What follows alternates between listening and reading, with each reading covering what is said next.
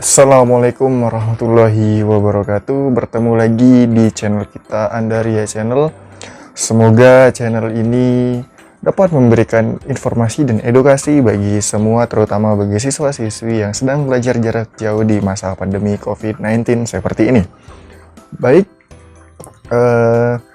sebelum memulai pembelajaran ada baiknya kita berdoa dulu agar pembelajaran ini menjadi pembelajaran yang bermakna dan agar video atau channel ini mendapatkan 1000 subscriber pertamanya. Bagi yang sudah mensubscribe, saya ucapkan terima kasih. Bagi yang belum subscribe, subscribe lagi. Oke, pada kali ini kami akan berusaha untuk menjelaskan pembelajaran tentang pembagian kekuasaan.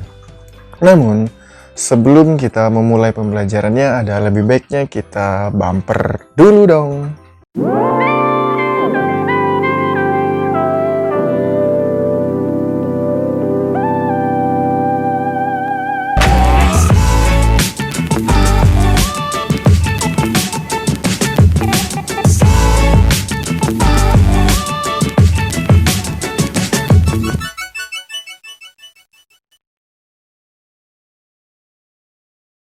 Oke, sekarang sesuai dengan janji di awal, maka pembelajaran kita adalah tentang pembagian kekuasaan.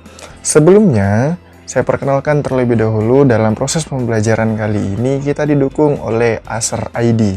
Terima kasih kepada Acer ID, kualitasnya bagus, tidak membuat kantong jadi hangus, cocok untuk para pelajar yang ada di Indonesia. Jadi, pembagian kekuasaan itu kenapa sebenarnya harus dibagi kekuasaan. Sebenarnya Indonesia ini seperti apa yang sudah kalian ketahui, bahwasannya Indonesia ini menganut sistem presidensil, di mana presidensil itu memegang kekuasaan sebagai kepala negara maupun kekuasaan sebagai kepala pemerintahan.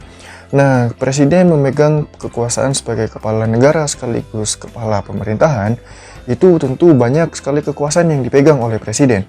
Maka dari itu sangat tidak mungkin semua kekuasaan atau semua pekerjaan yang ada di negara ini itu dipegang oleh presiden semata atau presiden seseorang.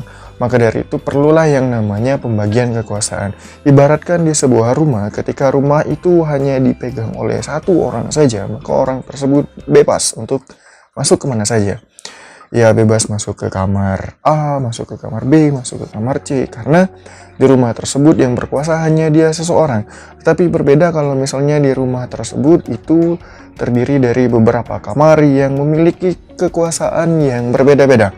Maka ketika ia mau masuk ke kamar yang pertama atau kamar yang A, maka ia harus izin terlebih dahulu, ia harus berkoordinasi terlebih dahulu.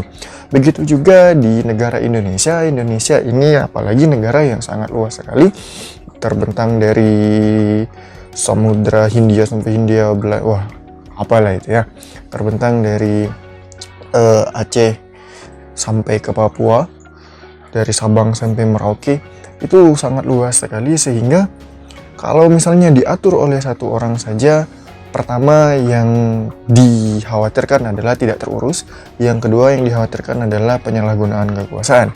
Maka dari itu perlu pembagian kekuasaan. Nah, pembagian kekuasaan ini sering kita dengar atau sering kita pahami, misalnya di Indonesia itu dikenal dengan trias politika. Nah, trias politika ini terdapat dua teori.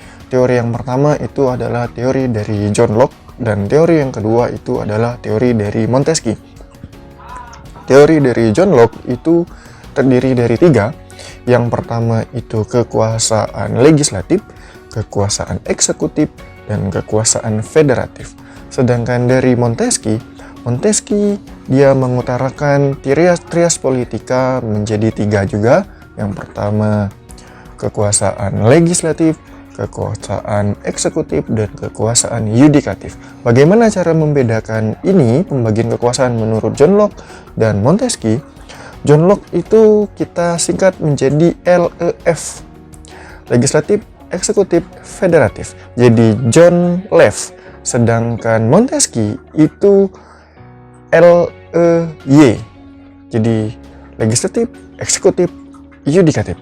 Monley. Kalau kita singkat menjadi John Lev Monley. Jadi tidak sulit maksudnya untuk membedakan antara pembagian kekuasaan menurut Montesquieu maupun John Locke. Karena ada singkatannya, John Lev Monley. Oke? John Lev Monley. F itu adalah federatif punyanya John Locke. Apa itu federatif? Federatif adalah kekuasaan untuk menjalankan hubungan luar negeri atau kerjasama luar negeri, ya. Nah, namun di Indonesia sedikit berbeda. Oke, di Indonesia tidak begitu menganut pembagian kekuasaan yang tiga, yang trias politika. Selama ini kan yang kita ketahui, selama ini ada tiga kan pembagian kekuasaannya, itu legislatif sebagai kekuasaan yang membuat undang-undang dasar maksudnya.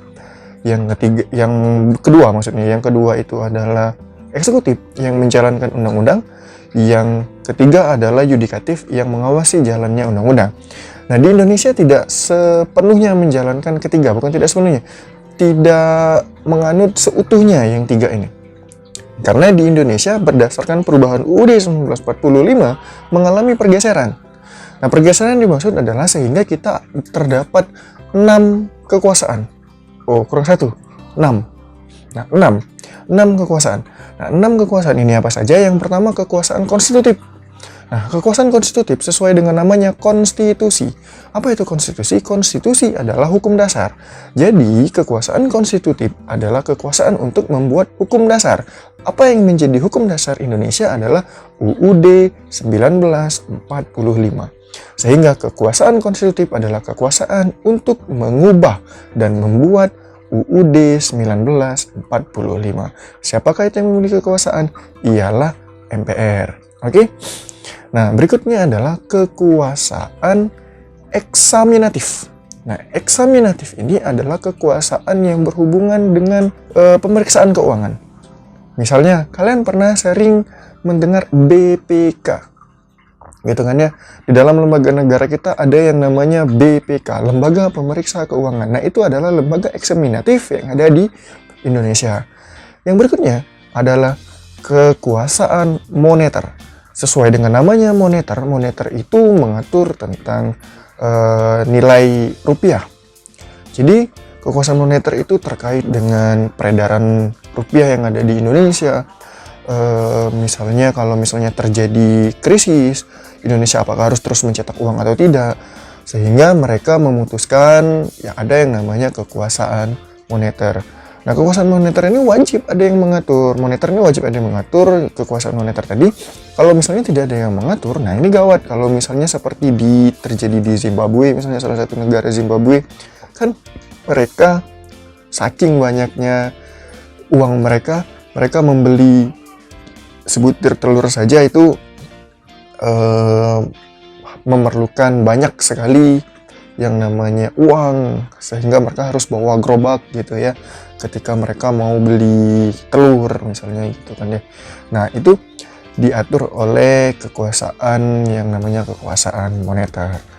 Nah, itulah disebut dengan pembagian kekuasaan. Nah, pembagian kekuasaan itu selain yang tiga tadi kan, selain legislatif, eksekutif, terus yudikatif, ditambah dari kekuasaan konstitutif, kekuasaan moneter, kekuasaan eksaminatif. Nah, keenam kekuasaan tersebut itu disebut sebagai pembagian kekuasaan secara horizontal. Apa itu horizontal? Sesuai namanya, horizontal, sejajar. Jadi pembagian kekuasaannya itu antar lembaga yang sejajar.